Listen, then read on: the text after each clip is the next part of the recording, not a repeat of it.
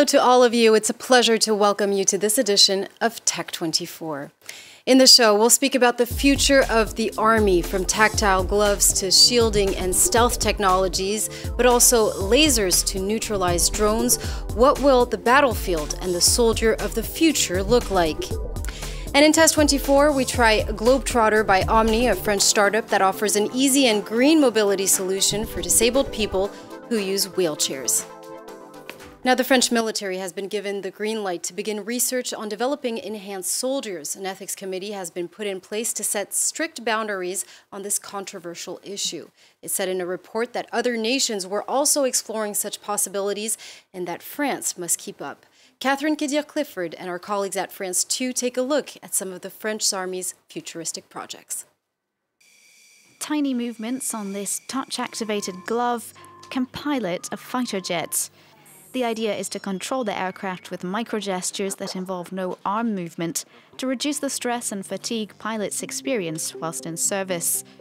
It's one of 11 projects the French Army is investing in, mainly futuristic in nature, including ultralight armour materials, voice recognition and a laser to neutralise drones. With this harness, a soldier can safely carry out a parachute jump with his dog. The tool will be brought into use from next year. It's more Iron Man than Spider-Man. We can't change the soldiers genetically. We're going to equip them with a certain number of technologies to optimize their performance during their operations. Meanwhile, concerns are rising around just how far technology could be taken in this field. Will bionic soldiers, the stuff of science fiction, soon be in operation? Reactive artificial retinas allow better detection of movement, as well as variations in the image. Quand je ne bouge plus, il y a plus d'informations, donc il y a plus de données. Due to the controversial nature of these new technologies, the French Army asked an ethics committee to set strict boundaries, never to be crossed. The fact that soldiers can be sent on risky missions doesn't give us the right to play around with their dignity and integrity. In what we call transhumanist thinking, we imagine transplants, implants, or even prosthetics. We strongly reject all of those things. The French Army is also thinking beyond its soldiers to the conflicts of the future. Who will be fighting, where, and with what kind of weapons? Science fiction authors have been recruited.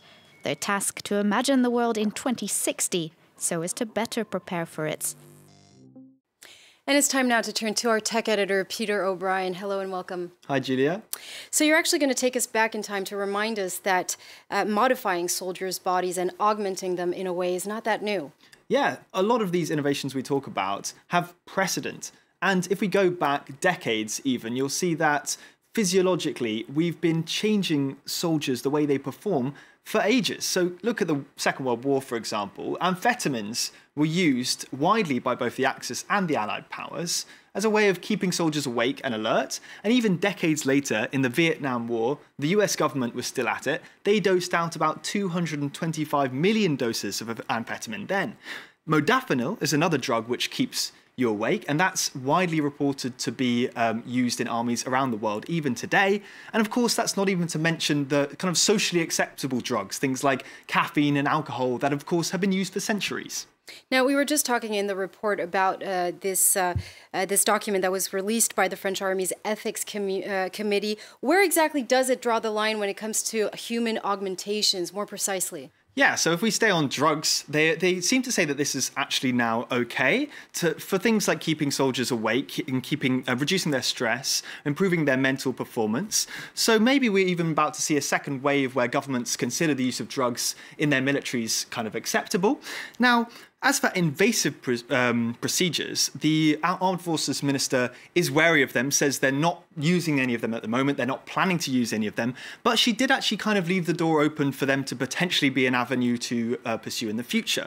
So they're more into the idea of surgeries to be used for improving faculties that soldiers already have, things like their eyesight and their hearing, but are much more wary of adding new faculties to soldiers. For example, when we're talking about microchips, things that will allow HQ to sort of see where soldiers are on the battlefield, or microchips that will start injecting substances in the brain to reduce stress this way. So they're much more careful about things like this, and they completely draw a red line at anything that could affect a soldier's free will, anything that could control their use of force, or hinder their reintegration into civilian society. Now, you just mentioned Florence Parly. She's the France's Armed Forces Minister, and she actually said that we should prepare for a future where all countries don't have the same scruples. So what exactly is she talking about, and what are countries up to in that domain? Well, we've got two major players that we're always talking about in terms of big armies, the US and China. Now, John Ratcliffe, who you can see here, is the US Director of National Intelligence, and he's just claimed that China's actually been experimenting on humans, human guinea pigs in its army, to develop biological enhancements for them. China says this is complete rubbish. You know, they deny it completely. But what we have seen from China is a new exoskeleton that they've actually put to work already. So they've deployed these, and they save up to 10% of the energy of soldiers walking, carrying, climbing. Meanwhile, over in the US, they've been funding research into decoding soldiers' brain signals. So it's early days, but in a few decades, the US Army Research Office is hoping that they'll be able to determine a way for soldiers to communicate silently or even control drones and weapons with their minds. So we keep on talking about how futuristic things are, but we're actually quite there. Thank you very much indeed for that. We're going to move on to a whole other story. Enthusiasm had been building up for years for the release of Cyberpunk 2077.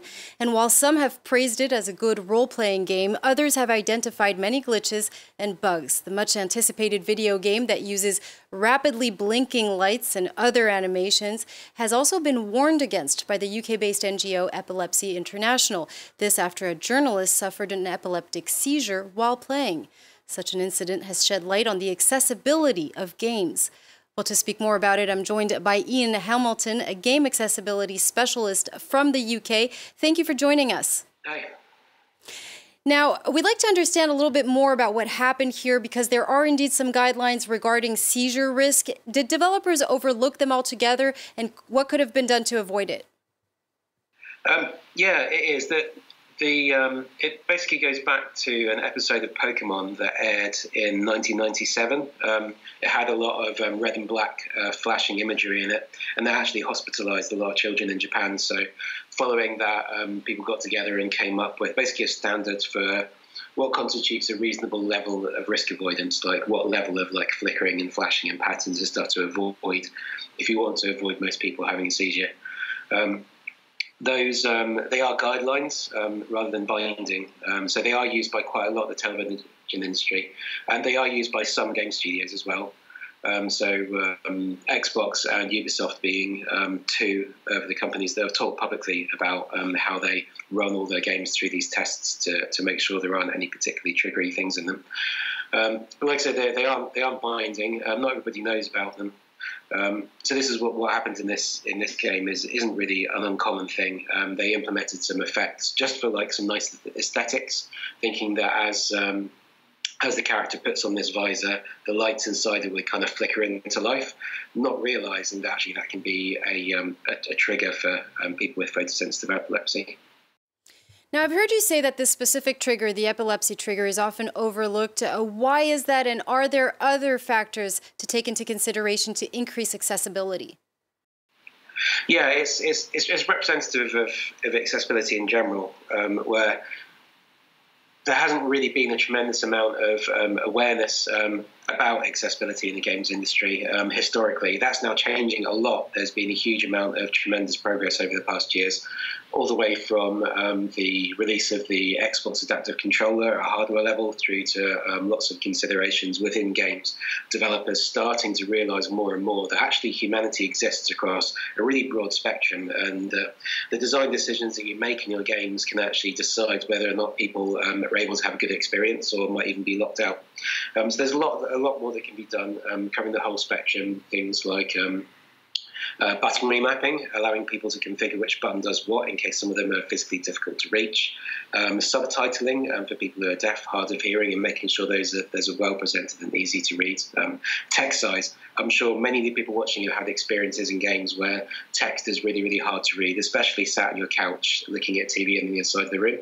And obviously, if you've got any degree of vision loss, then that's going to be harder again. So it's these kind of things that developers just need to keep in mind when they're building their games, that if they can avoid these kind of barriers, then a lot more people can have an enjoyable experience. Ian Hamilton, thank you very much indeed for that. Pleasure. And we're going to keep on talking about accessibility in Test 24.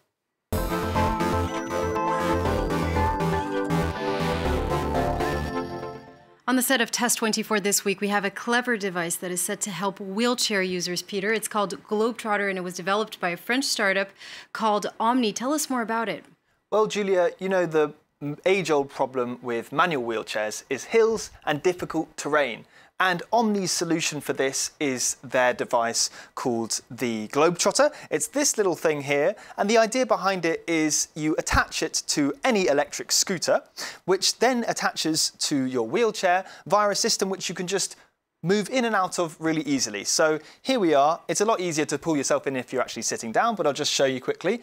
Once you're all clipped in, you just slide in like that, and your wheelchair's essentially become an electric wheelchair, which is advantageous because full electric wheelchairs are thousands of euros, as are those third wheel attachments that you can get to attach to your manual wheelchair, and it's just a lot quicker and easier to use as well.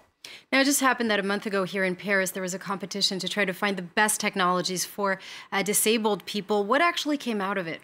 Yeah, so this is called the HandyTech Trophy, and this is one of the prize winners. It's Gaspard. It's a pressure-sensitive pad that slips under the seat of your wheelchair, and it basically helps you to avoid pressure sores. So it's connected to an app, and it knows when you've been sitting too long in one position and will alert you, tell you to shift your position or do some push-ups. So it's really good for avoiding those pressure sores. Another prize winner was Play Movin', and they've developed a sports wheelchair which is a lot cheaper than regular sports wheelchairs, which are, again, up to 6,000 euros.